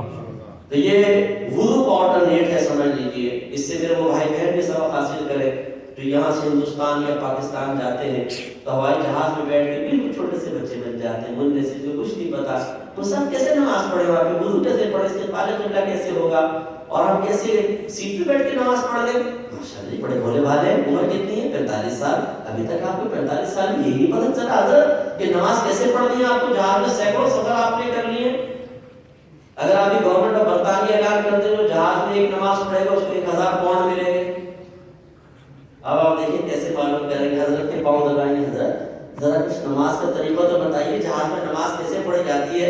اب ہم اتنے بھی بے مروت نہیں ہیں کہ اللہ کی نعمتیں کھائیں ہم جہاز میں نماز نہ پڑھیں، لاہور والا قوت جی ہمیں سکھائیے، اب وہ 1000 پاؤنڈ ہمیں سیکھنے میں مجبور کر دے گا، اور ویسے ہم جہاز میں بیٹھتے ہیں تو اس وقت تک جاگتے رہتے ہیں جب تک کھانا نہیں آتا، کھانا کیوں نکل نہ جائے، اب کھانا کھانے کے بعد پھر آنکھوں میں نشہ آتا ہے، تھوڑی میٹ سے چڑھتی ہے، براؤن کہتے ہیں اچھا یار انشاءاللہ میں تھوڑی دیر ملاقات ہوتی ہے، ملتے ہیں تھوڑے بریک کے بعد، اور پھر وہ چادر اوڑی کمبل اوڑا اپنے سو گئے آرام سے، کیونکہ نیت ہی یہ ہے کہ تمام نمازیں قضا کر کے گناہ کبیرہ کا مرتکب ہونا ہے، وہاں جا کے نمازیں پڑھنی، یہ غلط ارادے غلط طریقہ ہے۔ ہمارے سرکار کتنا پیارا اشارہ فرما رہے ہیں کہ اللہ تعالیٰ نے پوری زمین کو تمہارے لیے پاک کرنے والا بنا کر بھیجا ہے۔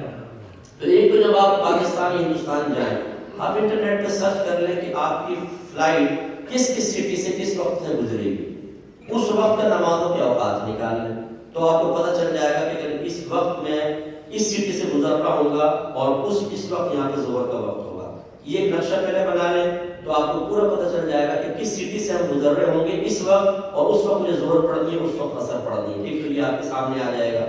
دوسرا ایک پتھر رکھ لیں چھوٹا سا، میں تو الحمدللہ ایسے ہی کرتا ہوں، اپنے بیگ میں پتھر رکھتا ہوں۔ ہمارے امام اعظم ابو حنیفہ رضی اللہ تعالیٰ عنہ کے نزدیک جو اللہ نے ارشاد فرمایا فَتَيَمُّمُوا صَعِيدًا طَيِّبًا، کہ تم پاک مٹی سے تیمم کرو، تو آپ ارشاد فرماتے ہیں صعیدن سے مراد زمین کی جنس ہے، جو بھی چیز زمین کی جنس سے ہو، اور زمین کی جنس سے وہ شے ہوتی ہے جس کو آگ پر آپ گرم کریں تو نہ جلے نہ پگھلے، اسے کہتے ہیں زمین کی جنس سے، اس میں پتھر بھی آ گیا۔ تو امام اعظم فرماتے ہیں کہ اگر کوئی پتھر سے تیمم کر رہا ہو تو اس پر گرد و غبار یا مٹی وغیرہ کا ہونا ضروری نہیں ہے، ایک چکنا سا چھوٹا پتھر رکھ لیں، اس کا طریقہ بھی ہوگا جیسے آپ جہاز میں بیٹھے ہوئے ہیں، کیونکہ اس دن جب وضو خانے کا آپ کو پتا ہے ریز بھی ہوتے ہیں سب کچھ، وہ اس دن واش روم وغیرہ میں تو گندگی بھی ہو سکتی ہے، اگرچہ جب تک ہمیں نظر سے نہ آئے ہم اس پہ حکم نہیں لگا سکتے، لیکن بہرحال یہ عذر بن سکتا ہے کہ جب آپ کو وضو کرنا بڑا پرابلم ہوتا ہے، ہر ایک پاؤں بھی نہیں اٹھا سکتا اور نہیں ہو سکتا ہے، تو آپ پتھر پاس رکھیں، سب سے پہلے پاکی کی نیت کریں. نیت دل کے پختہ ارادے کو کہتے ہیں کہ اللہ تعالیٰ میں تیری رضا کی خاطر تیمم کر رہا ہوں یا پاک ہو رہا ہوں. اس کے بعد اس پتھر کو اپنے دونوں ہاتھوں سے اچھی طرح مالیں رکھ دیں. نیت شرط ہے. پھر 2 فرض ہوتے ہیں بس. پہلا پورے چہرے کا مسح کرنا، جہاں تک ہمارے بال جمتے ہیں یہاں سے لے کر تھوڑا نیچے تک، یہ پورا چہرہ. سمجھ لیں کہ یہ دانت جو ہے نیچے آ رہے ہیں، ان کو تھوڑے سے ٹھوکیں، یہ جہاں سے باہر نکلیں گے نا نیچے، بس یہ وہی یہاں سے یہاں تک چہرہ ہوتا ہے، یہ پورے گلے تک نہیں ہوتا. یہ دانت نیچے کے دانت جہاں سے نکلیں گے نا بس یہ، اور ایک کان کے لو سے دوسری کان کے لو تک پورا چہرہ ہوتا ہے. تو آپ بس یہ آپ نے ہاتھ میں مل لیا، پتھر رکھا، آپ نے پورے چہرے پہ اچھی طرح مالے گا. یہ ناک کے نیچے، ہونٹوں پر، ٹھیک ہے نا، داڑھی ہے تو اچھی طرح داڑھی کے اندر، یہ ایک فرض پورا ہو گیا. پھر دوبارہ پتھر کو مالیں، پھر اپنے الٹے ہاتھ سے پورے کوہنیوں تک سیدھے ہاتھ کا مسح کریں، انگلیوں میں خلال وغیرہ کریں، اور سیدھے ہاتھ سے کوہنیوں سمیت الٹے ہاتھ کا مسح کریں. بس آپ پاک ہو گئے ہیں، اب نماز کے قابل ہے. استقبال قبلہ چونکہ ہو نہیں سکتا ہے، جہاز میں پرابلم ہے، تو جس رخ جہاز جا رہا ہے اسی رخ کا آپ نماز پڑھ سکتے ہیں. کھڑا ہونا اگر پاسبل ہو تو بہت بہتر، اگر اس میں بھی پرابلم ہے آپ بیٹھے بیٹھے نماز پڑھیں، انشاءاللہ آپ کی نماز ہو جائے. سبحان اللہ. اللہ اکبر.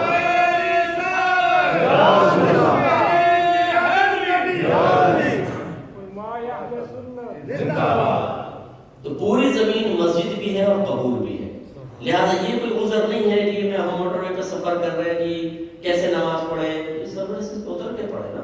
اور یہاں چونکہ اترنا ممکن ہے، یاد رکھیں اگر سروسز درمیان میں آ رہی ہوں تو پھر گاڑی میں بیٹھے بیٹھے نماز نہیں ہوگی، اتر کے پڑھنی پڑے گا. تو وہاں پہ آپ کوئی کپڑا اپنا ساتھ رکھیں، ایک مسلح رکھ لیں گاڑی کے ڈگی کے اندر پرماننٹ، وہ وہی سفر کے لیے.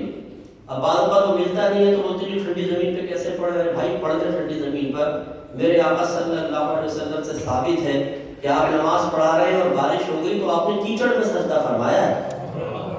میرے آقا صلی اللہ علیہ وسلم اتنے عاصی پسند تھے اور کچھ بچھاتے بھی نہیں تھے کپڑا. گرمی کے اندر بھی سرکار سے زمین پر سجدہ فرمایا کرتے تھے، جس میں شرم کی کیا بات ہے.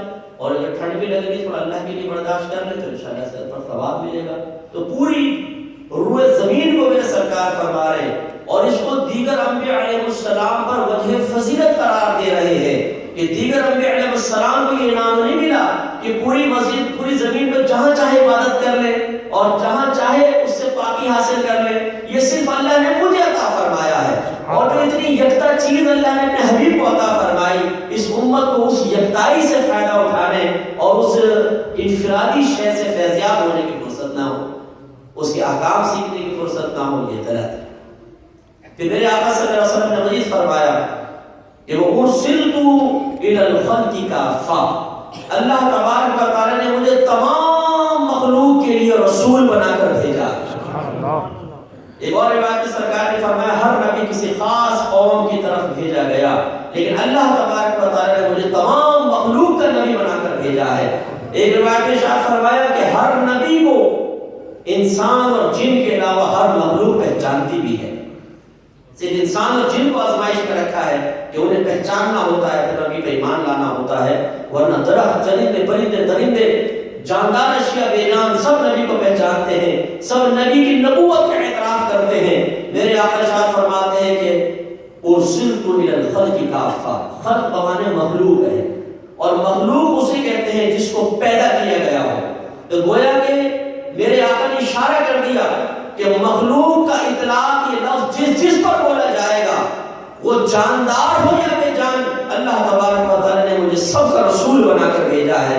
گویا کہ آپ درختوں کے بھی رسول ہیں، آپ پرندوں کے بھی رسول ہیں، انسانوں کے بھی رسول ہیں، تمام کے رسول ہیں. اور پہچانتی مخلوقات. آپ نے روایت سنی ہوگی، ایک اونٹ تھا تو بدک گیا، صحابہ نے آ کر سرکار سے عرض کیا صلی اللہ علیہ وسلم اونٹ ہے وہ بدک گیا ہے، سب کو کاٹ رہا ہے، تو آپ کچھ کیجئے. تو میرے آقا صلی اللہ علیہ وسلم تشریف لے گئے. اس سے بھی پتہ چلتا ہے کہ صحابہ کرام جب کسی معاملے میں عاجز ہو جاتے تھے تو ان کو پتہ تھا کہ پھر ایک ہی ذات اس روئے زمین پر ہے جو ہماری حاجت روائی کر سکتی ہے، وہ ہمارے سرکار صلی اللہ علیہ وسلم. کیونکہ سرکار نے کبھی جواب میں صحابہ کرام نے کوئی التجا کی اور جواب نہیں ہے کہ کہا کہ مجھ سے کیوں کہہ رہا ہو، اللہ سے کہو نا، وہ اللہ کا اونٹ ہے یا میرا ہے، وہ اللہ کی مخلوق ہے یا میری ہے. اللہ تبارک و تعالیٰ اس کے قلب میں ڈالے گا، اللہ تعالیٰ اس کو سنبھالے گا. دعا کرو. نہیں, میرے آقا نے کہا چلو. اب گئے تو اونٹ ایک باغ کے اندر تھا, اس کے چاروں طرف باڑ لگی ہوئی تھی, سرکار اندر جانے لگے تو کسی نے کہا رسول اللہ ذرا احتیاط سے جائیے گا, اس لیے کہ سب کو کاٹ رہا ہے. میرے سرکار مسکرائے. وہ راز جو بھی اس شخص پر منتشر نہیں ہوا تھا, اس کے انکشاف کا وقت آیا. سرکار آگے گئے, جیسے اونٹ نے دیکھا اس نے اپنے ہمدرد کو دیکھا, اپنے پیار کرنے والے کو دیکھا. اللہ تبارک و تعالی نے اس اونٹ کے قلب میں بھی الہام فرمایا تھا کہ اب وہ ذات آ گئی ہے جو تیری حاجت روائی کرے گی, جو تیری مشکلات کو حل کرے گی. آج انسان قدموں میں گرنے میں شرم و عار محسوس کر رہا ہے, وہ اونٹ آیا تیزی کے ساتھ اور اپنا سر سرکار کے قدموں میں رکھ دیا. تکبیر, اللہ اکبر.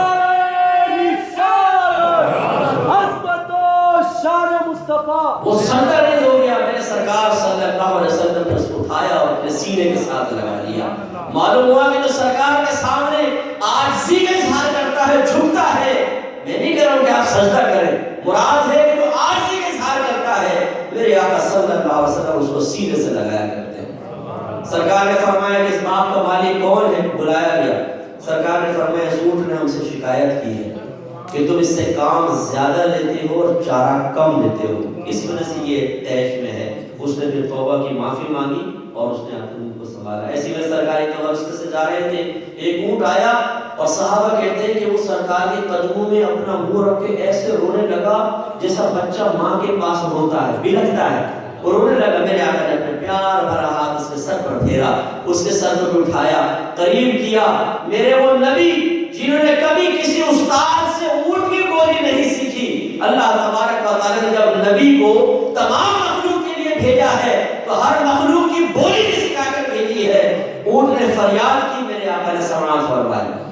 سرکار نے فرمایا اس کا مالک کہاں ہے؟ اسے بلایا گیا. فرمایا اس نے ہم سے فریاد کی ہے, یہ کہتا ہے یا رسول اللہ جب تک میں جوان رہا میرا مالک مجھ سے خدمت لیتا رہا, اب میں بوڑھا ہو گیا ہوں تو مجھے ذبح کرنا چاہتا ہے, آپ سفارش کر دیں کہ میرے ساتھ ایسا نہ کریں. سرکار نے فرمایا ہماری اس کے حق میں سفارش قبول کرو, اس کو چھوڑ دو. اس نے کیا سمجھا, آپ کا حکم میرے سراخوں پر, میں نے اس کو آزاد کر دیا, یہ چلے کھائے پیے.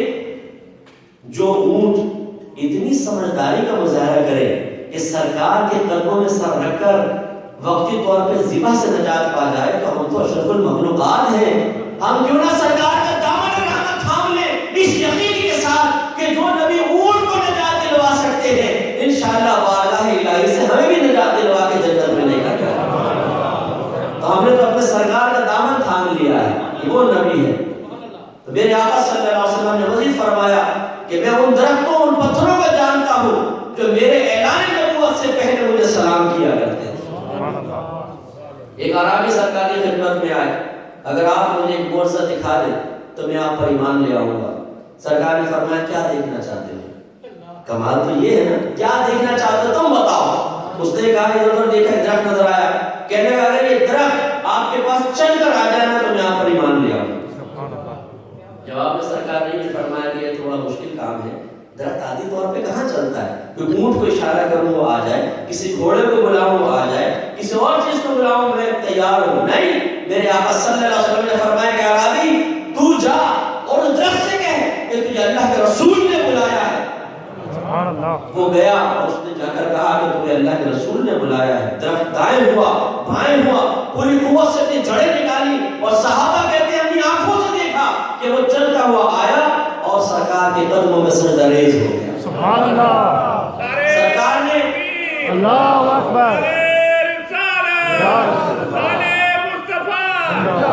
سرکار نے شرابی سے پھر فرمایا اسے کہو کہ تجھے اللہ کے رسول حکم دیتے ہیں کہ واپس چلے جا. اس نے یہی کہا, وہ درخت پھر چل کر گیا, اپنی جڑیں زمین میں ڈالی اور ویسے ہی کھڑا ہو گیا. ان عربی نے کلمہ پڑھا اور مسلمان ہو گئے. یہاں پر علماء نے دو باتیں بڑی پیاری بات بیان فرمائی. ایک تو یہی کہ ہر مخلوق ہمارے نبی کو پہچانتی ہے. وہ درخت یہ پہچانتا تھا کہ میرے رسول نے بلایا ہے, کیوں نہ چل کر آتا. اس کی تو قسمت کی معراج تھی, سرکار صلی اللہ علیہ وسلم نے بلایا ہے. وہ تو اگر دوبارہ نہ بھی لگتا تو اپنی جان سرکار کے فرمان کو قربان کر دیتا. اور دوسری بات یہ ہے, علماء فرماتے ہیں کہ ذرا غور کریں کہ اگر وہ کافر از خود جاتا اور کہتا ہے درخت مجھے اللہ کے رسول نے بلایا ہے, کیا درخت آتا؟ کبھی بھی نہیں. اس کا مطلب یہ ہوا کہ درخت شرعی اعتبار سے بے جان ضرور ہے، لیکن اگر ایک کافر بھی خبر دے تو وہ پہچان لیتا ہے کہ یہ میرے نبی نے کہا ہے کہ نہیں کہا ہے۔ سبحان اللہ۔ اتنا مضبوط شعور اللہ نے اس کو عطا فرمایا ہے، اگر وہ کافر خود کہتا تو کبھی بھی نہ آتا، لیکن جب اس اعرابی نے نبی کی کلمات کو زبان سے ادا کیا تو درخت نے فوراً یہ شعور حاصل کر لیا، اللہ نے اس کو شعوری بلوغت سے نواز دیا کہ یقیناً ہی میرے نبی نے فرمایا، فوراً حکم کی تعبیر کے لیے آ گیا۔ اس سے علماء نے نتیجہ نکالا ہے، اللہ اکبر، یا رسول اللہ، یا نبی۔ اس سے علماء نے ایک نتیجہ نکالا ہے، اور یہ میں شاید میں نے پہلے بھی کبھی آپ کو بتایا ہو کہ بعض اوقات ہم بزرگوں سے کہتے ہیں جو واقعی بزرگ ہیں، واقعی بزرگ ہیں، آج کل تو جو گدی نشین ہیں وہ بزرگ ہیں، حالانکہ ہر پیر اس طرح کا بزرگ نہیں ہے۔ ایک سکھ فراڈی ہے، وہ جھپی والی سرکار کی شاید آپ نے ویڈیو دیکھی ہو، وہ جھپیاں پا رہا ہے، مطلب عورتوں کے ساتھ کچھ دھمالے کر رہے ہیں، الٹی سیدھی حرکتیں کر رہے ہیں۔ میں انڈیا گیا تو ایک پیر صاحب چرس پی رہے تھے، تو مریدین سے پوچھا کہ پیر صاحب چرس پی رہے ہیں؟ میں نے کہا آپ کو نہیں پتا کہ پیر صاحب چرس پیتے ہیں دنیا سے ذہن ہٹ جاتا ہے، اللہ سے مل جاتے ہیں۔ تو میں نے کہا بہت بہتر ہے کہ پیر صاحب کے بجائے چرس کی بیعت کر لیں، کیونکہ جو چرس پیر صاحب کو بھی اللہ سے ملا رہی ہے وہ زیادہ کامل ہے کہ پیر یہ حرکتیں آپ بتا دے کر۔ تو ایسا نہیں، پیر کامل ہیں جو واقعی ہمارے سروں کے تاج ہیں، جنہوں نے اس عزت کی اس مذہب کی لاج رکھی ہے، عزت رکھی ہے، نہ کہ یہ فراڈی لوگ۔ وہ اگر آپ کو کوئی وظیفہ دے، پھر صاحب کچھ دیجئے، حضرت بڑی پریشانی، انہوں نے کہا درشی پڑھو، حضور یہ تو میں پہلے پڑھ رہا ہوں۔ ارے بھائی فرق ہے، پہلے آپ اپنی زبان سے پڑھ رہے تھے، ان کی اجازت کے بغیر پڑھ رہے تھے، اب ان شیخ نے کہا ہے، اس پیر کامل نے کہا ہے، اس اللہ کے نیک بندے نے کہا ہے، اب آپ پڑھیں گے تو اس کی تاثیر میں فرق ہوگا۔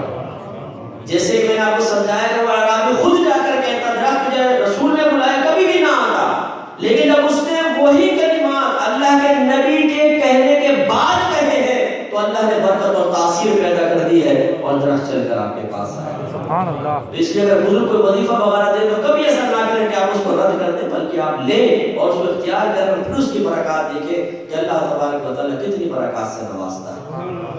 اور آخری بات، سرکار نے شاہ فرمایا کہ خُتِمَ بِیَ النَّبِیُّونَ، اللہ تبارک و تعالیٰ نے میرے سبب نبیوں کو ختم فرما دیا۔ تو نبیوں کو ختم فرما دیا، لفظی ترجمہ اس کا مطلب ہرگز نہیں معاذ اللہ کہ تمام نبی ختم ہو گئے، ان کی نبوت سلب ہو گئی، ایسی بات نہیں۔ کہنے کا مطلب یہ کہ جب اللہ تعالیٰ نے مجھے بھیجا تو بس اب سلسلہ نبوت ختم ہو گیا ہے، اب نبیوں کی آمد کا سلسلہ منقطع ہو گیا ہے۔ دوسری متفق علیہ روایت میں سرکار نے فرمایا کہ اللہ تبارک و تعالیٰ نے کسی نے ایک مکان بنایا، بہت خوبصورت، اس میں سونے کی اینٹیں لگائیں، لیکن ایک اینٹ کی جگہ چھوڑ دی۔ تو لوگ جو نظارہ کرنے آئے ہیں وہ متعجب ہو کر اس کے گرد گھومتے ہیں اور اس کی خوبصورتی پر تعجب کرتے ہیں، لیکن پھر کہتے ہیں کہ یہ ایک اینٹ کیوں چھوڑ دی گئی ہے؟ ارشاد فرمایا کہ وہ اینٹ میں ہوں، وہ اینٹ میں ہوں، یعنی گویا کہ یہ ایک عمارت نبوت تھی، یہ پوری عمارت ایک نبوت کی عمارت ہے، اور اینٹ گویا کہ ایک نبی ہے، ایک نبی کی ایک اینٹ کی جگہ خالی تھی، اور جب مجھے وہاں لگا دیا گیا تو نبوت کی عمارت مکمل ہو گئی، اور تکمیل کے بعد مزید اینٹیں نہیں لگا کرتی، گویا کہ اب آپ کے بعد کوئی بھی نبی نہیں آیا۔ اور بس یہ آخری مسئلہ سمجھا کہ میں اینڈ پہ لے کر آتا ہوں، ہمارے آقا صلی اللہ علیہ وسلم خاتم النبیین ہیں، یعنی آپ کے بعد سلسلہ نبوت کا اختتام ہے، اور یہ خاتمیت جو ہے اختتام دو طرح کا ہوتا ہے، ایک خاتمیت زمانی کہلاتی ہے، ایک خاتمیت مرتبی کہلاتی ہے۔ خاتمیت زمانی کا مطلب یہ ہوتا ہے کہ آپ کے بعد کسی اور نبی کا زمانہ نہ آئے، سرکار کے بعد اب اور کوئی نبی نہیں آئے گا، جب نبی نہیں آئے گا تو نبی کا زمانہ بھی نہیں آئے گا، یہ خاتمیت زمانی ہے۔ اور ایک ہوتا ہے خاتمیت مرتبی۔ خاتمیت مرتبی کا مطلب یہ ہوگا کہ فرض کر لیں کوئی نبی بعد میں آئے تو وہ آ سکتا ہے، لیکن نبی ہمارے نبی کے مقام و مرتبے کا نہیں ہوگا، نچلے درجے کا ہوگا، ٹھیک ہے نا؟ یہ خاتمیت مرتبی کا مطلب یہ ہے۔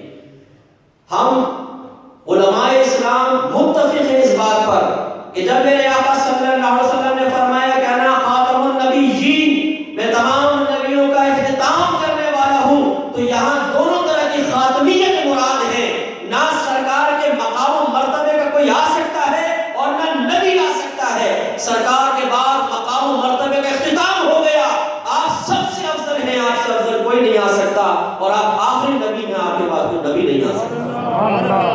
لیکن بعض لوگوں نے اپنی کتاب میں لکھا کہ خاتمیت دو طرح کی ہے، ایک خاتمیت زمانی، ایک خاتمیت مرتبی، اور انہوں نے کہا کہ یہاں مراد خاتمیت مرتبی ہے، لہذا بالفرض اگر آپ کے بعد کوئی نیا نبی آ بھی جائے تو نبی کریم صلی اللہ علیہ وسلم کے مقام و مرتبے پر کوئی فرق نہیں پڑے گا۔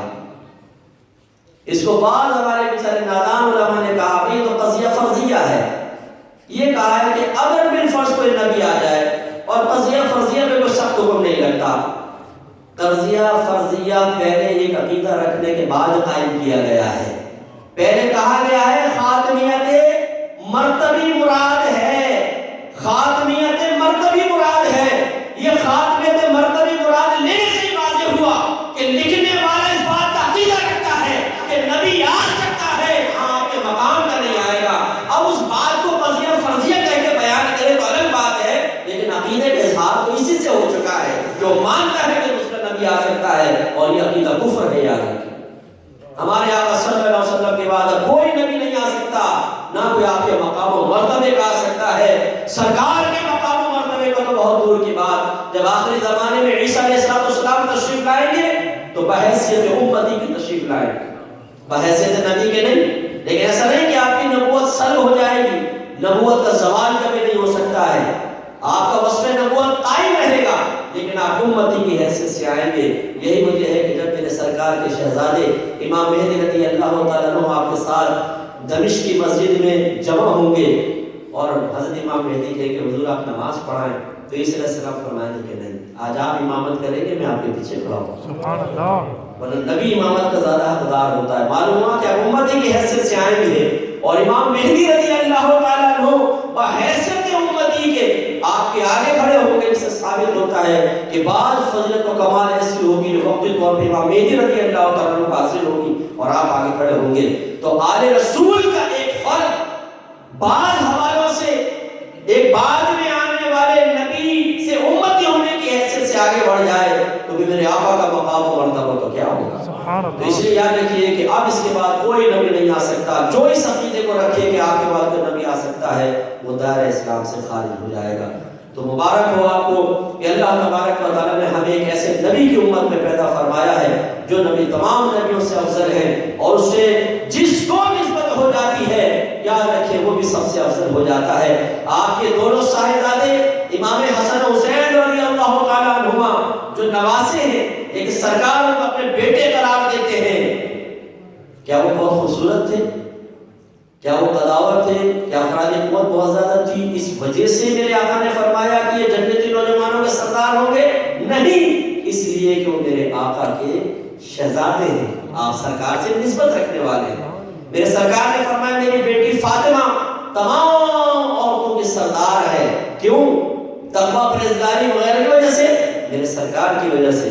تو جب یہ آپ کے اہل خاندان آپ کی نسبت کی وجہ سے فضیلت پا رہے ہیں تو یاد رکھیے کہ پھر آپ اور میں بھی سرکار کی نسبت سے فضیلت پائیں گے، اور آخرت میں ہمارا مقام و مرتبہ سب سے زیادہ ہوگا۔ اور آخر میں سے دو جملے کہہ کے اپنا بیان ختم کرتا ہوں کہ جب اتنا افضل نبی ہو، نبی تو نبی ہی ہے، عام آدمی سے تو ہر نبی افضل ہے نا، لیکن جب اس نبی کی باری آئے جو تمام نبیوں سے بھی افضل ہو، اور پھر وہ ہمیں کچھ حکم ارشاد فرمائے اور پھر ہم اطاعت سے منہ موڑیں، یہ بڑی قابل توجہ بات ہے۔ ایک سطحی قسم کا عالم ہے، ایک ان سے اعلیٰ درجے کے عالم ہے، ایک ان سے بڑے عالم ہے، ایک ورلڈ وائڈ بہت بڑے عالم ہے، تمام کے مقام و مرتبے میں فرق ہے۔ جو سب سے نیچے درجے کے عالم ہیں یہ بھی ہمارے سر کے تاج ہیں۔ العلماء ورثۃ الانبیاء، علماء نبیوں کے وارث ہیں، لیکن جو اعلیٰ مرتبے کے عالم دین ہیں ان کا حکم ٹالیں تو بھی برا، ان کا حکم ٹالیں تو اور زیادہ برا۔ تو نبی کی نافرمانی کریں تو برا، اور نبیوں کے سردار کی نافرمانی کی جائے تو کس قدر برا ہوگا۔ تو میں بار بار ہر جگہ تقریباً یہ بات سمجھاتا ہوں کہ اس کو ذرا غور کیجیے۔ اگر کوئی ہمارے نبی کی شان میں گستاخی کرے ہمیں غصہ آتا ہے کہ یہ بے ادب گستاخ، کوئی کارٹون بنائے ہم کہتے ہیں بے ادب گستاخ، اور آنا چاہیے کہ ایمان کا معاملہ ہے۔ اگر غصہ نہ آئے تو سمجھ لیں کہ پھر آپ کے دل میں مرض ہے۔ کوئی ہمارے نبی کی شان میں گستاخی کرے اور غصہ نہ آئے کیسے ہو سکتا ہے؟ لیکن اس غصے کو کس طریقے سے ظاہر کرنا ہے اس کی ذرا اس میں حکمت اختیار کرنے کی ضرورت ہے، آنا چاہیے، لیکن سوال یہ پیدا ہوتا ہے کہ ایک محاسبانہ نظر ذرا اپنے اعمال و افعال کی طرف بھی کر لیں اور غور کریں کہ خدا نہ خواستہ نادانستہ طور پر میں بھی نبی کریم کی بے ادبی میں مبتلا تو نہیں ہو رہا، کسی جہت سے نہ چاہتے ہوئے لاشعوری کے عالم میں کوئی گستاخی تو نہیں کر رہا تسلسل کے ساتھ۔ وہ میں آپ کو سمجھا دیتا ہوں آسان الفاظ میں۔ اگر آپ شادی شدہ ہیں، آپ کی بیوی کہنا نہ مانے، آپ سے بدتمیزیاں کرے، آپ جو کام کریں اس کو رد کر دیں، یہ بیوی ادب والی ہے کہ بے ادب، گستاخ ہے کہ فرما بردار؟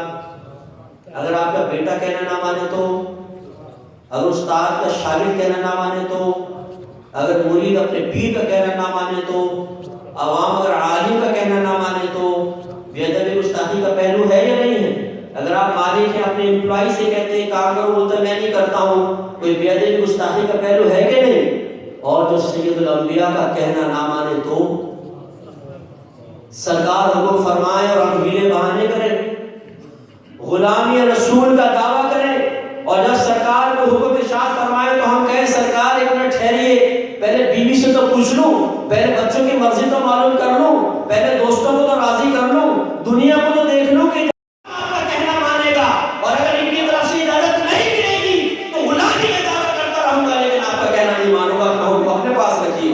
کیا اس میں کوئی گستاخی کا پہلو نہیں ہے؟ کوئی بے ادبی کا کوئی پہلو نہیں ہے؟ ذرا سوچنا چاہیے کہ جس نبی کے لیے غلامی کا دعویٰ کر رہے ہیں وہ نبی حکم ارشاد فرمائے اور ہم ہیلے بہانے کریں۔ ہم نے اپنے دین کو سپر مارکیٹ بنا لیا ہے کہ سپر مارکیٹ میں ٹرالی لے کے گھسو، جس شوکیس سے جو چیز پسند آئی ڈالی، جو پسند نہ آئی چھوڑی، اور باہر نکل آئے، بل لیا، پیسے دیے اور گھر پہنچ گئے۔ بھائی یہ دین ہے، یہ نبی کریم صلی اللہ علیہ وسلم کی بارگاہ ہے، سپر مارکیٹ نہیں ہے۔ اللہ تعالیٰ نے فرمایا یا ایھا الذین آمنوا ادخلوا فی السلم کافہ، اے ایمان والو اسلام میں پورے پورے داخل ہو جاؤ، یہاں چوائس نہیں ہے، یہی امتحان ہے۔ سرکار نے ارشاد فرمایا تم میں سے کوئی اس وقت تک کامل ایمان والا نہیں ہو سکتا جب تک کہ میں تمہارے والد، تمہاری اولاد اور تمام لوگوں سے زیادہ پیارا نہ ہو جاؤں۔ سب سے زیادہ پیارا ہونے کی علامت کیا ہے؟ ہمارے علماء نے فرمایا یہ علامت ہے کہ اگر ایک طرف سرکار کا حکم ہو، دوسری طرف ماں باپ کا حکم ہو، ٹکرا رہا ہو، تو انسان اپنے ماں باپ کے حکم کو چھوڑ دے، اپنے نبی کا کہنا مانے۔ دوست کچھ کہہ رہے ہیں، نبی کچھ کہہ رہے ہیں، نبی کا کہنا مانے، دوستوں کی دوستی کو چھوڑ دے۔ بیوی کچھ کہہ رہی ہے، سرکار کچھ کہہ رہے ہیں، سرکار زندہ باد، سرکار کا حکم زندہ باد، بیوی مردہ باد۔ وہ بیوی جو سرکار کے حکم کے خلاف چل رہی، یہ ہے امتحان۔ ہم نے دین کو خالی نعروں تک محدود کر دیا ہے، سجاوٹ کے بعد سمجھتے ہیں کہ ہم نبی سے محبت کرنے والے ہیں۔ ہاں یہ اظہار محبت کے طریقے ضرور ہیں، لیکن اصل امتحان ہوتا ہے جب سرکار کے حکم کے سامنے مخلوق کھڑی ہوتی ہے، اس وقت امتحان ہوتا ہے آپ کس طرف جا رہے ہو۔ صحابہ کرام اس امتحان میں پورے اترے۔ میرے سرکار نے اعلان نبوت فرمایا، خاندان ایک طرف، برادری ایک طرف، بڑے ایک طرف، چھوٹے ایک طرف، بیوی بچے ایک طرف، اور سرکار کا دامن ایک طرف۔ صحابہ کرام نے پرواہ نہیں کی، باپ ناراض ہو، ماں ناراض ہو، خاندان چھوڑے، نقصان ہو جائے، لیکن سرکار کا دامن نہیں چھوٹے گا۔ سرکار نے فرمایا ہجرت کرو، چھوڑ دو اپنا آبائی گھر جہاں تمہارے بچپن گزرے، تمہاری گلیوں کے اندر قدموں کے نشانات موجود ہیں، چھوڑ دو، برادری چھوڑو، خاندان چھوڑو، باغات چھوڑ دو، مویشی چھوڑ دو، چلتا ہوا بزنس چھوڑ دو، نکلو مدینے سے چلے جاؤ۔ صحابہ کرام نے جواب نہیں دیا، رسول اللہ ماں سے پوچھ لو، ابا سے تو پوچھ لو، یا رسول اللہ برادری کو بھی تو دیکھنا پڑتا ہے، یا رسول اللہ نے برادری کو بھی تو نبھانا پڑتا ہے، بہن کے خاندان کا معاملہ ہے، بہن کے سسرال کا معاملہ ہے، جی بہنوئی کا معاملہ ہے، ماما ناراض ہو جائے گا، چاچا ناراض ہو جائے گا، پرانے دوست ناراض ہو جائیں گے۔ نہیں، صحابہ کرام نے محبت کے امتحان میں پورا اترتے ہوئے سب کو چھوڑ دیا، سرکار کے دامن سے لپٹ کر خالی ہاتھ مدینہ منورہ۔ غزوہ بدر ہے، بس آخری بات غزوہ بدر ہے۔ حضرت عبد الرحمن جو صدیق اکبر رضی اللہ تعالیٰ عنہ کے صاحب زادے ہیں، کفار کی طرف سے آئے ہیں، ادھر سے صدیق اکبر بھی آئے ہیں، جنگ ہوئی، کفار کو شکست ہوئی، عبد الرحمن رضی اللہ تعالیٰ عنہ ایمان لائے، بیٹھے ہوئے ہیں، کہنے لگے ابا جان غزوہ بدر کئی مرتبہ آپ میری تلوار کے سامنے آئے لیکن باپ ہونے کا خیال کر کے چھوڑ دیا. صدیق اکبر رضی اللہ تعالیٰ نے فرمایا کہ خدا کی قسم اگر تو میری تلوار کے سائے میں ایک دفعہ بھی آتا تیرا سر تن سے جدا کرنے میں دیر نہ کرتا. تو ذرا یہاں بیٹھے ہوئے میرے وہ بھائی بھی سوچیں جنہوں نے گستاخوں کے ساتھ رابطہ رکھا ہوا ہے. جی کیا کریں, اسکول میں ساتھ پڑھتا ہے, کالج میں ساتھ پڑھتا ہے, یونیورسٹی میں ساتھ پڑھتا ہے. جی کیا کریں, ماما ہے, چاچا ہے, تایا ہے. اس کا مطلب ہے ماما ہے تو نبی کی گستاخی کرنا چاہیے ہو جائے گا. اگر چاچا ہے تو جتنے نبی کو گالیاں پڑتا رہے اس کے ہاتھ ٹوٹتے رہیں گے. یہی امتحان ہے. اگر ماں باپ گستاخ ہے تو ہم سرکار کے ساتھ ہوں گے, ماں باپ کو چھوڑیں گے. یہی امتحان ہے. اپنی دوستیاں ختم کر دیں, تعلقات ختم کر دیں, ورنہ اگر یہ لوگ راضی بھی ہو گئے تو یاد رکھیں میدان معاشر میں سرکار نفرت سے چہرہ پھیر لیں گے. اور معاشر دور کی بات قبر میں پہنچیں گے, فرشتے پوچھیں گے ما کنت تقول فی حق ھذا الرجل, تو شخص کے بارے میں کیا کہا کرتا تھا.